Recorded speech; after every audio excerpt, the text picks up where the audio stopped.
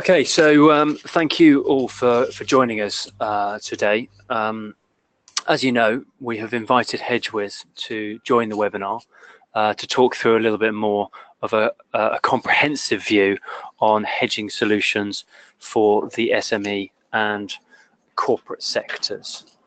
In terms of introductions, my name is Paul Pluman. I'm a director at currencytransfer.com. I've been involved in international payments for over 10 years. Formerly, I've been involved with both Travelex, which is now obviously Western Union, and Cambridge Mercantile, to name a couple. And across the career, I've helped hundreds, if not thousands, of both individuals and businesses both achieve better than bank exchange rates on their execution, and ultimately, I'm very driven to help companies maximise their bottom line. Pavel, by way of introduction, is the CEO and founder at HedgeWiz, a currency risk management platform. Pavel has also more than a decade of experience in guiding companies in corporate currency risk management, and has helped companies protect more than about $5 billion in income and expense from currency fluctuations. For many years, he's used the solutions for mitigating currency risk, but in his career, seeing that only big enterprise companies were really managing their FX exposures properly, really motivated him to leave the corporate world and start HedgeWiz. Motivated very much to help all companies of all shapes and sizes neutralize their currency risk. So Pavel, hello, and thanks for joining us. Hi, hello, and thank you for the invitation. And I think we are ready to start. Indeed, great. So by way of agenda, we will run through, firstly, a little bit of housekeeping. We'll walk you through the running order. I will introduce a little bit of the wider market background to give a couple of examples of the types of risk that we are looking to help protect against. That will lead through to some brief examples on how currency volatility can deliver real impacts on businesses. Pavel will then take over and walk you through how CFOs can better manage their currency risk, and he'll give you a few pointers on best practice. Then outline a few common myths and common mistakes that are often seen within currency risk management, and finally we'll open the webinar floor and take any questions that you may have in the Q&A session at the end. So first things first, a little bit of housekeeping.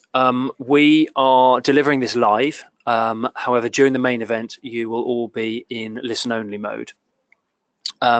If you do have questions along the way, then please, if you can refer to the GoToWebinar control panel, there's a question and chat box there. So if you could kindly drop your query in via the chat field there, we will of course do our best to answer these questions as we go along, wherever relevant. Otherwise, we'll look to pick up a few questions within the Q&A session towards the end of the session. To follow up, a recording of the webinar will be sent out to everyone so that you can both review at your leisure and indeed share internally wherever relevant. Along the way, in terms of tech help, very much sort of turn it off, turn it back on again is the go-to starting point. But if you do have any issues, click refresh via the F5 key as the starting point, and hopefully that will refresh things and put it all back together for you. The general advice, however, is to shut down any other programs that are demanding the internet in order to help deliver you the best experience that we can. Towards the end, we'll open up the floor to a Q&A session and answer more questions directly, and indeed even take things offline individually as and where needs be. And then just finally, we've also arranged something a little special for all the attendees, so be sure to stick around until the end. So to kick things off, the date on your screen, 24th of June, naturally represents the single biggest volatility event in the past 12 months. No prizes for guessing that's the reaction to the Brexit referendum result. Now, once all the dust had settled and the chaos had calmed after the event itself, looking back, it provides a great example of what market reaction looks like to a widely unexpected result and therefore unprecedented event. To show you a few examples, here we've got the sterling euro chart showing a 7.6% drop immediately. In June. By early July, this had extended down to, I think, about 11.5%. Similar picture with cable. 10.6% was the immediate reaction, and by early July, that had extended to a 14% move. Similarly, down under, I mean, it's really basically a copy and paste graph for sterling across, many other currency pairs, and indeed, down under with the Aussie dollar, we saw 7.8%, and the Kiwi dollar 7.7%, and then finally the Japanese yen was probably the more exaggerated at 14.5% immediate reaction. Obviously, that's a two-sided trade, with the Japanese yen being a beneficiary of a safe haven status. So wherever chaos is prevailing in the market, so the yen naturally benefits, and Brexit was no different. Bringing things a little closer to present day, we have a significant volatility seen just last week, when Theresa May surprised the market by announcing her general election will be held in the UK. The opposite was the case with this. It actually benefited sterling, but still we saw significant volatility on the day. Sterling euro, sterling benefited and strengthened by about 1.8%. Similar picture, slightly more exaggerated move against the dollar. Cable moved up 2.5% from 125.20 up to 128.50 there. And again, Euro Swiss, touching on the safe haven status of the Swissy there, we've got a 1.9% move from 125.50 up to 128. And then most recently, just over the weekend, we saw the market gap down as a result of progress on the latest reaction to the French election. Market volatility there looked like this. You can see the gapping down from sort of 119.40 down to the open at 117.60, showing a 1.5% move. Sterling euro, and similarly euro dollar, a little bit more exaggerated. The euro strengthening by 2.1%. So volatility is widespread across many different currency pairs, driven by many different events. But what does that actually look like, and what does it mean to the underlying real business terms? Well, we did some analysis for a client of ours very recently, who came to us a little concerned about the recent moves in the euro. As a bit of background, they're a standard company working on about 20% gross margin, and we worked out for them that a 5% move in the exchange rates that they're exposed to can, and did in this case, cut their profitability by 24%. Just staggering figure, 24% profitability risk from just a 5% move in exchange rates. How did we work that out? Let me just walk you through the figures. Standard UK exporter with earning €1 million a month, selling into the Eurozone at their gross margin of 20% that I mentioned. Looking back over the date threshold, looking back to the 12th of March, the euro was comfortably trading at 114, at which point the €1 million income that the company was earning was valued at £877,000. Fast forward to the 19th of April, the move in the market against the euro meant that the €1 million that were being earned were now only worth £835,000.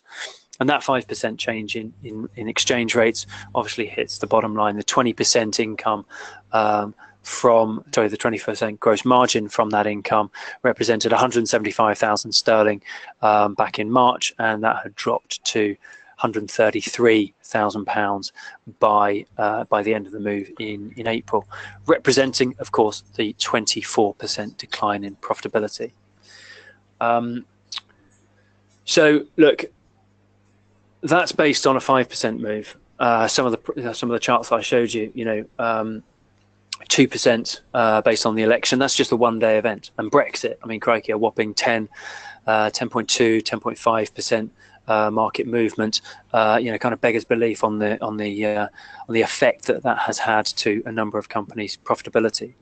So really, at this point, I'd like to welcome Pavel to centre stage to walk through hedging and what you should be looking at, and how you can start to construct an appropriate strategy for your business. And then obviously warn you about a few myths and common misconceptions along the way. So Pavel, over to you. Thank you, Paul, and thank you for that background. What I will do now, just take your recent example on the last page, and I will take it forward to discuss how companies can mitigate their currency risks and limit that volatility impact. So the first question is usually that is asked by the companies is, why should we hedge? And here's something very, very strange that happens on the market. If we look on the very big enterprises, 80% of them actually hedge their currency exposure because they practically understand the benefit behind creating the visibility on the cash flow hedging, and that practically helps them to deliver long-term growth. And that is very important for all of the enterprises, not only to the large one. It's also in interest of any small one to grow and to make things stable. And something that was usually accessible only by the very big enterprises, now because of the new technologies, it actually have created an opportunity also to the SMEs to access this territory of hedging and to remove the speculations, to remove these currency speculations from their daily operation. And that, I think that's a very promising opportunity that those SMEs have. And the last thing, that currently the interest rates very low, and interest rates are highly related to the cost of hedging, and the result, the current cost of hedging is very, very low, especially when we compare it to the potential losses that can come from the exchange rate volatility. So how can it be done? And this one thing to emphasize, that when I talk about risk management, I talk about the ongoing operation of the company, a way of practically how do the company conducts the business. And it is not the question of when to book the next single deal. It's instead of it should be a more comprehensive approach to how the business operates actually. And then there are 5 simple steps that we will bring the solution. First is to identify the risk. The company should find various financial items that are practically affected by the exchange rate's volatility. Second is to estimate the impact. The company should focus on the material risks. There are a lot of different things that will be probably affected by the currency rates. And then we choose the mitigation policy. When we know the risk and the impact, we can set up these goals for the risk management. How do we want to limit the impacts of the volatility? Then we go to implement it on the ongoing slide. Then the company should strictly implement the policy. Otherwise, they practically will miss their strategic goals. And the last thing, the company should clearly monitor and report on the progress on the policy implementation to the management, and it's very, very important. So let's see how can we build such type of a policy. So we'll take as an example, we'll take the company that Paul mentioned earlier. This is a client with 1 million euro exports per month, and I will give most of the examples based on his case. Conveniently, HedgeWiz has built a platform that helps you build your risk management policy. But I won't give you now the demo of the platform. I will just guide you through the process and show how simple and how easy it can be done. So we start to identify the risks that we want to manage. We at HedgeWiz, we focus on cash flow risks. These risks are those that actually impact your cash flow by the currency movement. If we look on the Paul's example, when the euro depreciated against sterling, so the company cash flow was reduced accordingly. This is the cash flow risk. This is a real economic risk. It's not just accounting adjustments. It's economic risk that affects the bottom line of the company. And that's why we should manage them. Next, we look on the scope of the risk and we identify all the items that are affected. So we need to roughly estimate the monthly cash flows, different part of the budget. In our example, the total amount is 1 million, but it's built of, let's say, for example, 300,000 euro from exports to France and 700,000 euro exports for Germany. We need to know those items. And then we need to define the term of the risk, because the total forecasted for 12 cash flow for 12 months will be significantly different than total forecasted cash flow for 3 months. It's just 3 million and 12 million. It's very, very different. And there are different factors that we take into account when we decide about the right term to be used to hedge into risk measurement. And for example, it can be how easy the company can update prices, how long practically is the exposure. But generally, we usually work with 12 months budget period, 12 months rolling period forward, just like a budget. And finally, we need to choose a risk factor. What are the specific risks that we are protecting against? And now when everything is done, we can design the hedging policy that will limit the impact to the level where the business is comfortable to manage. So each policy will include 4 parts: the goal, the scope of how much to manage, the term, the period to be managed, and the last one is the strategy. What strategy will we use? And there are a lot of different types of the strategies. But to keep things more simple, we'll have a look on 2 basic strategies. One is constant hedging, and another is tapered hedging. So let's imagine our hedging policy goal is to hedge 65% of the exposure. It can be done in 2 ways. One of them is using the constant policy. We practically hedge 65% of each of the 12 rolling months forward. The second option is to use a tapered hedging policy, where we hedge 80% in the first 3 months, 70% in the next 3 months, 60 on the third 3 months, and 50 on the final 3 months, on the period of 12 months. On the average, it will also bring us exactly the same result. It will be 65% of the total exposure. And as you see, we have our online platform from HedgeWiz that can tailor this assessment to and for your hedging policy with just 30 minutes. That's all that needed. So I entirely agree that your strategic approach can really add value, but we still hear hundreds of different reasons from our clients over why they don't necessarily hedge their exposures, and sometimes don't even book any forward contracts at all. The most common that we hear is probably that if they don't hedge, then of course the rate can improve and therefore they win. What would you say to them, Pavel?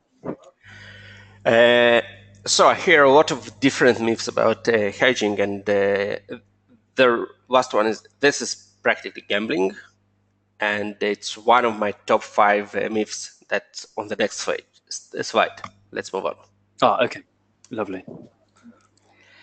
Okay, so first of all, to your question, this point 3. I can win without hedging. That's perfect example. This is something that part to be currency traders, and if someone who says that, that's great, because he can be a great currency trader. But and a good currency trader can probably get much more business, much more profits than a real international business. But here we are currently discussing how to help real businesses, not currency traders. So I think that makes the point. And now let's look on the other points also. One of them, it's complicated. It is not, and I have done it for several years already and helped very big companies, and it takes about 15-20 minutes, 30 to make all the process done using just the information that most of the financial directors will have then in their head to make things happen. The next one, it is expensive. No, it isn't. The cost of hedging is negligible and much, much lower than any possible cost from any currency movements.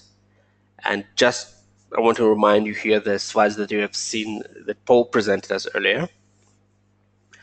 And then let's move to point 4. The cash flow is uncertain, and that's fine. This is something that we take into consideration when we propose the hedging policy and decide on the strategy. You remember, constant, we're tapered. That's exactly certainty against uncertainty. And the last point is accounting implications. Yes, there are some very minor accounting implications associated with the hedging, and we can help you to manage those. And the risk of not hedging is far outweighs any minor inconvenience with the accounting, as I believe. So the last topic I would like to touch, it's mistakes, the most common mistakes of managing currency risks. And importantly, those mistakes could cause losses to the companies and not helping them to mitigate risk, and that's why I want to point them out now. One of them is probably not knowing the exposure. If you hedge without comprehensive overview of your exposures, you can actually increase your exposure instead of limiting it. For example, if part of your business flows nets off, but your hedge only covers the income legs, then the policy wouldn't deliver any effective hedge. Next one is only manage certainty exposure. If you will only hedge this part of the cash flow that is very certain and practically already invoiced, it will be very, very short period. You will have a very long tail of the forecast that is not hedged. And probably most of your budget here won't be hedged, and that, in my view, it simply doesn't cover enough, and you still will miss your goals if you do that. Not tailoring the plan. A hedging policy is not a one size that fits it all. A policy that works well for one business will not necessarily work for yours. It's something that we need to make it very, very tailor-made. And we need to understand the business model in order to make these adjustments. It's very, very important. In that case, for example, the focusing on execution approach like 40-40-20, it's a great example of one-size-fits-it-all solution. This suggests that you hedge 40% of the exposure now, another 40% later, and final 20 cover with the spot transaction. This is not hedging strategy. It's It's just a lazy man's execution approach, often touted by FX brokers as hedging, but it's not. And the last thing is using of the complicated structured products, use of exotic options, participating forwards, accumulators, knockouts options, that it doesn't always deliver what the salesman promise. And they're usually proposed because they're very, very profitable for them. So hedging products should be clear and simple, and everybody involved in the risk management policy should be able to clearly understand all the implications. So I think that we should keep the things very simple and just start hedging. Pavel, thank you very much for all those great insights. So just to summarize quickly, we've seen how volatility can massively impact the bottom line of your operations. We've touched on how hedging solutions are actually very easy to create, and even whilst being specifically tailored to your individual operations. We've seen that good, simple hedging policy is supportive of the business, and when properly implemented, it is very important for reliable business growth. Now, I know at the beginning we promised you something a little special. Well, Pavel has kindly agreed to offer each of you a free consultation. The offer extends to anyone who is registered for the webinar. So if you would like to spend a little time getting his experience views about your own business operation, then we will be sending out a recording of the webinar, and we'll also include a link for you to use to register and take advantage of this opportunity. So Pavel, thank you very much for that. I'm sure there will be great demand. Just before we move through to the Q&A section, I just wanted to cover off the link between HedgeWiz and currencytransfer.com. Pavel and the team approached us a little while ago, believing that the currencytransfer.com global payments marketplace could add value to the execution end of their platform service. We have been working together for a little while now, with the combined aim of delivering a comprehensive risk management platform with an optional execution end to it as well. As an unregulated fintech firm, you don't actually book any deals with currencytransfer.com directly. We don't face you in any trade. We are, in effect, an aggregator platform. We sit over a number of FCA regulated payment partners. And so what that means is when your hedging policy alerts you to the need to add to your hedge, you can execute your forward contracts with one of our best priced regulated payment partners within currencytransfer.com. So good, on to the Q&A. We have had a couple of questions come through during the webinar today, so thank you for getting in touch. As a reminder, if this does prompt any other questions, then please, if you refer to the GoToWebinar control panel, there's a question facility and a chat box there that you can just drop us a quick line. So look, to kick things off, we've got a question here from Jake. Yeah, so Jake seems to be keen on the market. So he asked, I keep an eye on the market myself, but when is the best time for me to hedge my dollar requirements? Should I hold off any further? This sounds like a kind of question that me and my team here day in, day out from our clients. Ultimately, they're saying, what is your forecast for cable? And to drop in the massive market cliche here, we don't have that magical crystal ball to forecast where cable will be going either next week or next month. But Pavel, how would you say that dollar forecasts may affect any hedging strategy? Thank you, Paul, and thank you, Jake, for this question. I think that if we look at as a best approach practice, we wouldn't base business approach on forecast currency rates because they practically nobody knows, and if they would know, they would get a lot of money of that. And practically there are several banks that creating forecasts about currencies that several times used by companies, but those are very inaccurate. They have a huge spread, so you can, between two banks, you can have a 20% difference of the forecast. That's not very accurate. And more than that, as we have seen recently, that Deutsche Bank has updated its forecast. So the company cannot update its forecast as part of the budget. They will need to redo the whole budget once again.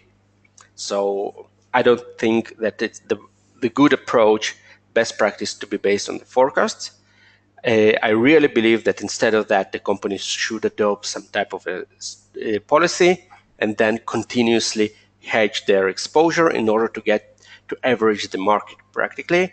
And to do that, so they need to implement transactions once in a week, once in 2-3 weeks, according to the policy. Of course, right. So once again, objectivity is your guidance there. Stick to the plan, effectively, regardless of underlying market conditions. Okay, so we've got a question here from Peter, and Peter asks a practical question. Would I be charged any forward deposits when I book on the platform? That sounds like one that I should take, Pavel.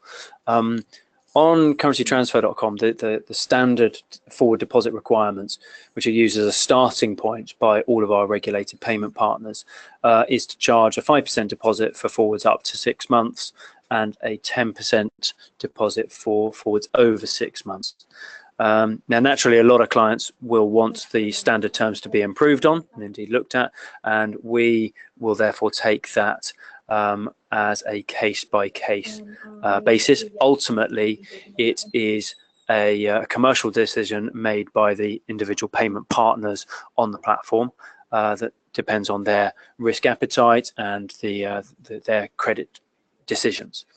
However, whenever a standard deposit is reduced or removed, and naturally that happens plenty of times, all that we need to arrange is for the associated margin call policy of the particular provider needs to be agreed offline. So long story short, it all depends, case by case. Here is another question that we have from James.